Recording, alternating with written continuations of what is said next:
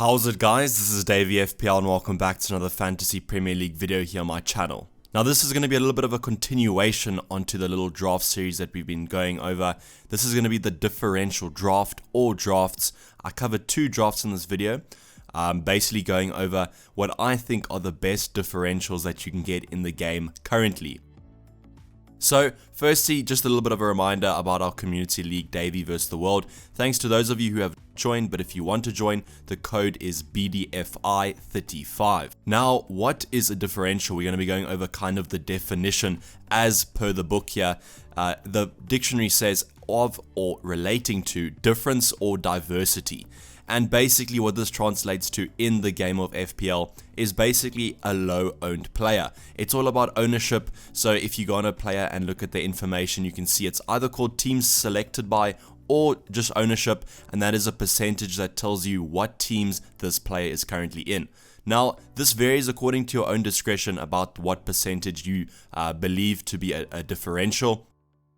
It could be 5%, 10%, or even 20%, but this kind of varies according to, as I said, your own discretion. If you think about it, if you did have a 20% owned player, that means in 4 out of 5 teams, they are not in. And to me, that could even be a differential, as that is quite low ownership. So, I kind of define it into two categories when it comes to FPL. I have a general differential and then I have a mini league differential. Now the general differential is kind of the mega one. This is the total amount of players. So when you click on that player and you see their ownership, that is their total ownership for a general differential. So that can be below 20%, 5%, or 10%. Whereas the mini league differential is kind of granted, if you are in quite a large mini league, you can't really use this strategy, but if you are maybe on the top 10 of that league, you can look at the previous 9 teams. But I kind of use this for those mini leagues you have with your friends or your peers or even work colleagues. So this is basically a player that is not owned or is quite rare in that mini league. This can be used to your advantage, and that's why I'm going to be covering kind of the best differential drafts that I've kind of seen. We're going to be going over 2 drafts in this video. The first one's going to be under 5% owned, and the second one is under 10% owned. So obviously these are the general differentials. Just a disclaimer, I am recording this video on Sunday the 28th of July, and we currently have 1.78 million players in the game, and I expect this to rise to kind of the 4 million mark, which is almost double what we have currently, or it is actually more than double that we have currently. So I just wanted to put this disclaimer out, as the percentage owned ownerships of these players could change and probably will. We have, as I said, more than half to join the game, so the ownership stats are going to be either boosted or going down. And this week, maybe say a differential player has a really good preseason game, their ownership is going to pump up. So I just wanted to put this in the video so that you guys don't think that I'm trying to cheat the system or whatever. I'm just having to record this video a little bit earlier. So the argument about differentials and why you should go for them is basically you have more to gain from a low-owned player, but also more to lose. So let's talk about the positive side of that first with the gain. Let's say you own a player that is 5% owned and he does well. That is going to boost your rank up majorly, as he is low-owned and not many players are going to be reaping the rewards of that player.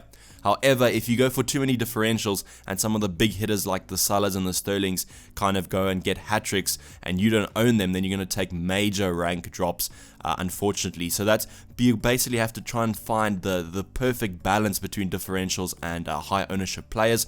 And just because they are high owned doesn't mean that they are bad. And just because they are low owned doesn't mean you kind of have to take a punt on them. So differentials are best used in mini leagues, in my opinion, kind of the leagues that I was talking about with your work peers or your friends. These kind of are best used as you're kind of not going for these ultimate mega differentials. You're kind of just going for slight variations on the norm. So that's why I say probably use them in mini leagues. And personally, I think differentials are best used for late on in the season, as I think you don't want to kind of go for too big of a difference from the start just for the sake of it. Why I'm saying this is you could probably go for a major differential team, and then if they do well, you're going to be number 1 in the world or that kind of thing, because not everyone owns them. But if they do badly and the big hitters do well, then you're going to kind of get your rank off to a really bad start. And the best thing about FPL is to kind of get a good start and then kind of just cement your structure and then build on it from there. So even though I've kind of said that you that you don't really want to go for differentials early on in the season, these drafts are kind of going to be going over players that are differential, but you can kind of modify them.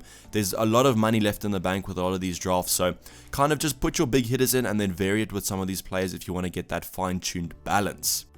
So differentials are quite good to go for, but I think we've kind of said that it's better to use them on later on in the season. However, if they are just a great player and not many people know about them, then you can go for them. One thing I've noticed is with the YouTube community and the Twitter community, and you'll see it with some players later on in the video, there is low-owned players that all of us kind of own, but not everyone knows, because that's more the casual players. They kind of go for the well-known players and that kind of thing, whereas we can kind of go for, okay, this player's injured, so let's go for his backup, as the backup will probably get game time. The casual players will probably go for the main hitter and not know that he's injured. It's just kind of one of the things that's quite nice about staying up to date with FPLs. You kind of get this cutting edge on the rest of the players.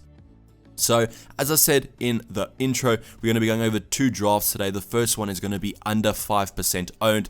This is quite a ridiculous one, as all of these players have a less than 5% ownership as of recording this video, which I think is quite crazy. And if you even go for some of these players, you're going to be getting major boosts if they do well.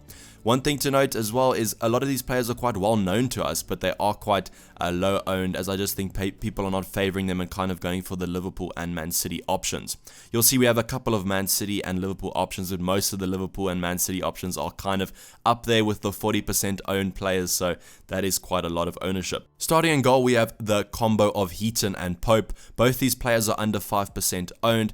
I just went for them as we had a lot of money to spare in the bank. I think about 5.5 million in this draft, so I went for the rotation. As of this video, we kind of don't really know who's going to be the Burnley #1, and they do have some nice defensive fixtures there, and you know, Burnley are kind of stereotypically quite a good defensive team. So Heaton and Pope come in, that way we kind of nullify the rotation risk there of either of them. They both can kind of come on. The only thing is, maybe if Joe Hart starts, then we're going to be in quite a dilemma. But Heaton and Pope, I think, are currently really 2 good keepers. I think the thing about them, though, is that we just don't know who's going to be the #1 in that team. I think once we get clarification on that, one of these players' ownership is going to kind of skyrocket a little bit. But currently, I have both of these 2 in my team. We also kind of triple up on that Burnley defense with Taylor. He is currently injured, something to note, but I think it might have just been a little niggle, and he will come back into the squad. One thing to also note there is they have signed a new fullback, Peters from Stoke, I do believe, so that could be some rotation risk there, but it could just boost Taylor into performing well, as he is kind of someone on his back the whole time. Then we bring in the Spurs centre-back of Vertonghen. He is under 5% owned, which I think is quite crazy, as Spurs are quite a popular team in the Premier League, and they do have some nice fixtures to start off with. Obviously, they have that Man City fixture in about game week 2, I think, so that's not that great, but we can always bench him. As you see, the bench is quite stacked there.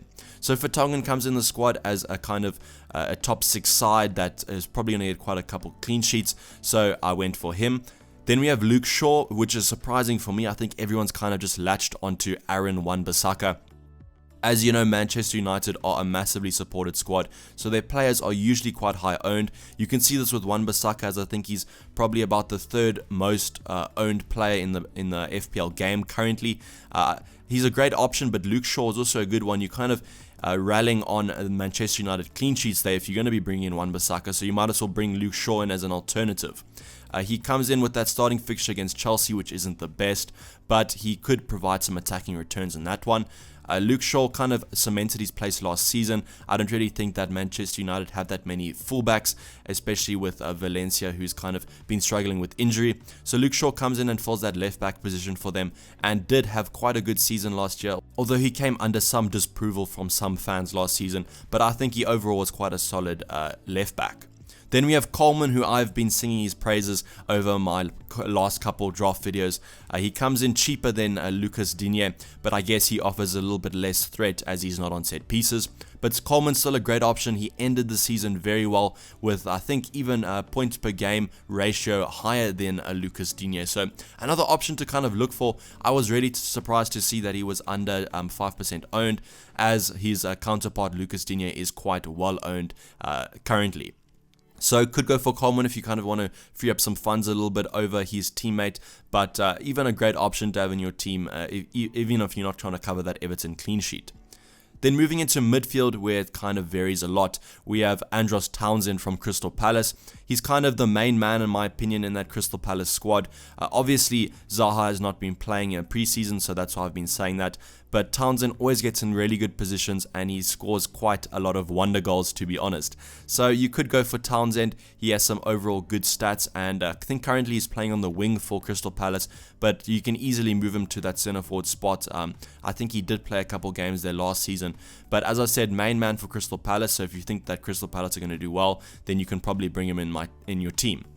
The thing to note is probably with Zaha, he might not be that impactful, as Zaha is very good at drawing defenders in, so maybe created some space for Townsend, but want to keep your eye on as he is under 5% owned. Then we have Martial from Manchester United, a player that has kind of hit a little bit of form in preseason, so one to keep an eye on. He does come in at that, I think, 7.5 million range mark, so a little bit pricey, but also if he hits some form as he did last season, he could be worth the price. Thing about Martial is he's a little bit hot and cold sometimes. He goes through some very nice streaks of goals and assists, but then he kind of drops off a little bit. I think it's going to be interesting to see where they play Martial this season, as they do have the new signing of Daniel James. So we'll see where he plays on the wing or up front. But Martial's an enticing one for me, as Manchester United's fixtures aren't the worst in the world. They actually have some very nice fixtures, and I think people are kind of overlooking them because of that Chelsea at home fixture to start off with. Then we have Pereira from Watford, another player that also kind of blows hot and cold, but did have quite a good season last season, so you could go for him. He has Brighton at home, which is quite a nice fixture, and Watford generally kind of start the season off quite well, so you could go for him. Low owned, so not that high risk, so quite nice to go for him, as he does, I think, also play on the wing, but kind of plays almost like a centre forward sometimes, as they kind of like to play that ball in behind the defensive line, and then he's usually in on a one-on-one. Then we have Ali from Spurs, another player that's low owned. I think a lot of players are kind of going for, if you're going to go for Spurs, probably go for Kane, but also see some love for Lucas Moura recently. Personally, my favorite option of Spurs would probably be Son, but he is suspended, which is quite annoying. But could go for Ali. He should have a more advanced role this season, and he always loves getting forward, and he could be quite a useful option, as he does come in cheaper than last season.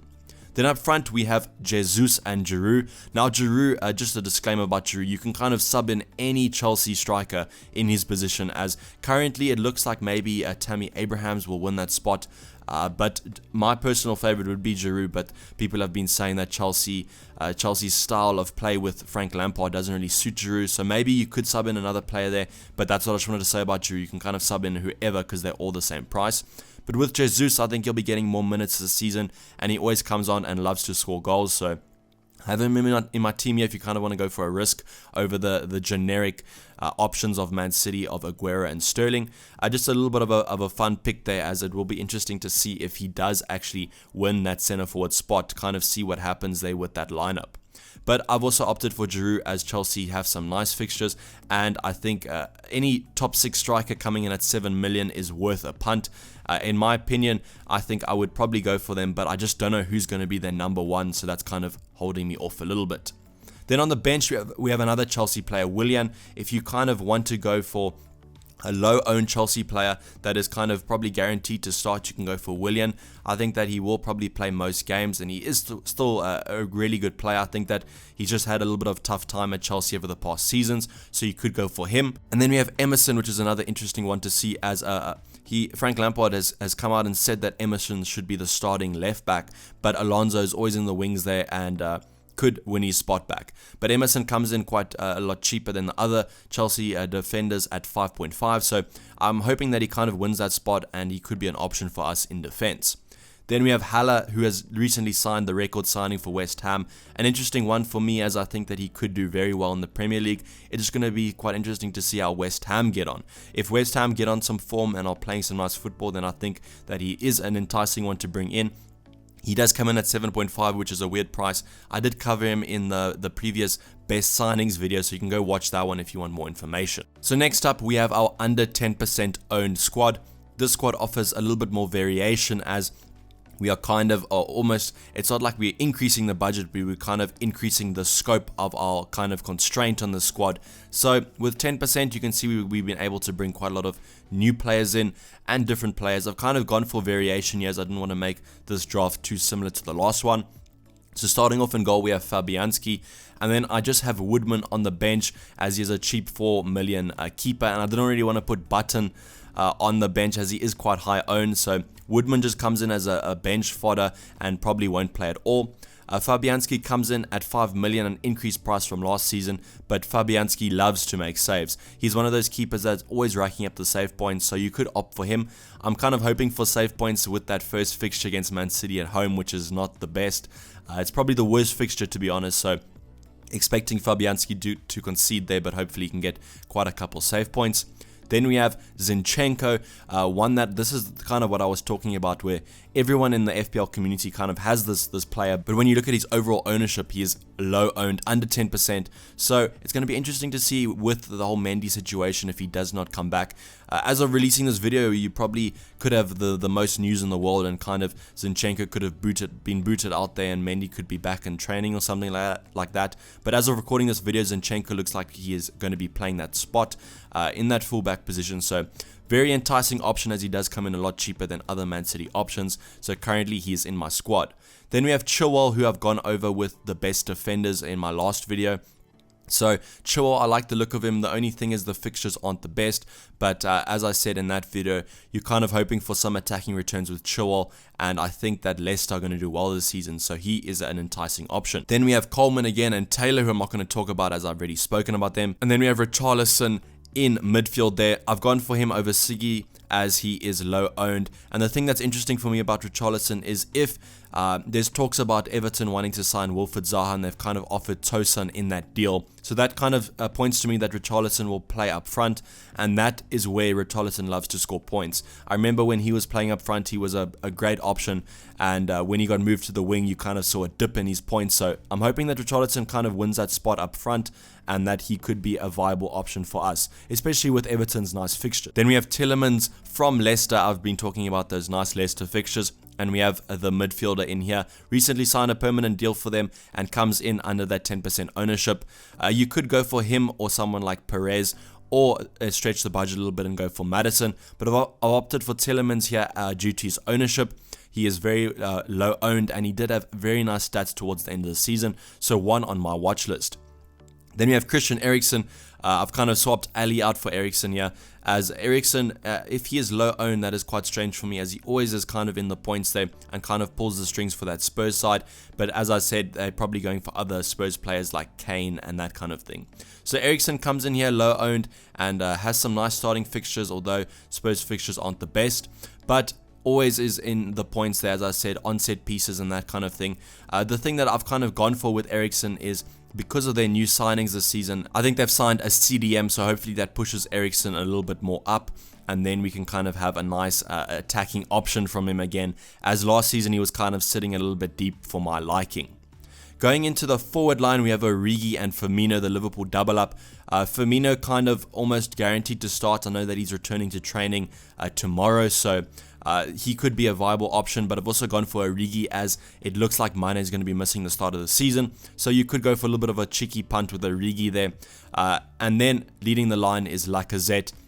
I think a lot of people are going for Aubameyang, so you could opt for Lacazette, a great option. Aubameyang and Lacazette sometimes play together, but they kind of rotate, but you're kind of guaranteed to get him playing minutes, because he usually comes on off the bench if he does not start. Another great option that probably is being a little bit overlooked just due to Aubameyang and the amount of goals he scored last season. So then on the bench, we have Paul Pogba, a player that I think has been overlooked a little bit and should be on our radar. I just think because of that Chelsea fixture starting off, we're kind of neglecting him a little bit. But I think if he goes and scores in that Chelsea game, there's going to be a massive bandwagon on his back, and we're all going to be bringing him in. He had great stats last season, and one that I'm definitely keeping my eye on. I hope that he does stay at Manchester United, as I do think that he's a great player, and hopefully he can get in the points again this FPL season. Then we have David Luiz and Pulisic. I've just changed them from Emerson and kind of Willian, if you want to take a little bit of a more conservative punt. David Luiz, you just got to kind of monitor the centre-back situation there, as I think that he was fine to play, but he could be injured again, and then you kind of left with a little bit of a problem. But with Pulisic, you kind of punting on him a little bit. His stats aren't great from the Bundesliga, but he does come into a new squad, and hopefully he can get a lot of goals and assists for them, being their new signing. So Pulisic, a little bit of a one to wait and see in my opinion, but you could bring him in now as a almost ultimate differential and kind of see how he does. So that's going to basically wrap up this draft video, guys. I know this has probably been a slightly longer one than usual, but I've hoped you've enjoyed these two drafts and kind of they've pondered your mind a little bit to maybe bring some of these players in. As I said, it's all about finding the right balance in your squad. So please just don't kind of copy these squads and kind of not go for some of the big hitters. I hope you liked this video, and please like the video if you did enjoy it, and I hope it's given you some information and it's kind of been a positive experience for you. Please subscribe if you're new as well. It looks like we're trying to go for 10k before the start of the season, so that'll be highly appreciated from you guys. So subscribe if you're new to the channel or have not subscribed yet, and otherwise I'm going to be signing off. This has been Dayvy FPL, and I'm out. Cheers, bye.